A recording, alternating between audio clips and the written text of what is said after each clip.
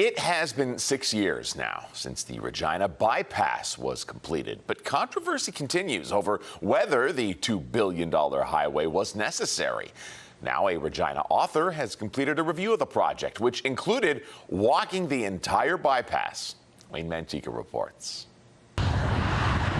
Walking the shoulder of a freeway isn't the best idea, but author Ken Wilson did it as research for a book.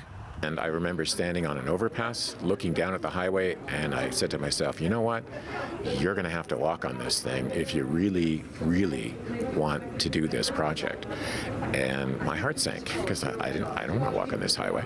The assistant professor of English at the University of Regina had heard a lot about the 44-kilometer highway and its controversial $2 billion cost. I was just curious about the bypass because I didn't understand it. I didn't know why it was there. I didn't know what its purpose was. A book launch for Walking the Bypass was held recently at the Regina Public Library. It's partly natural history, it's partly a broad political history. I don't shy away from some of the accusations that were made around land purchases, but that's not the focus of the book. Some who have read the book say it's not just about the bypass, but about things passed by in our history.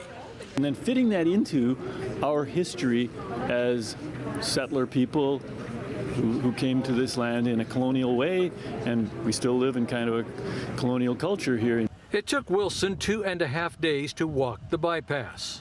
When I walked it in 2020, it's a little different now. It was empty of traffic, and that told me, and people who like it, people who drive it all the time, that's what they tell me. I said, but I like the bypass. There's never any traffic on it. I said, yeah, exactly. The author says the bypass is a place that's really hard to connect to as a pedestrian, because it's a place where pedestrians really don't belong. Wayne Mantica, CTV News, Regina.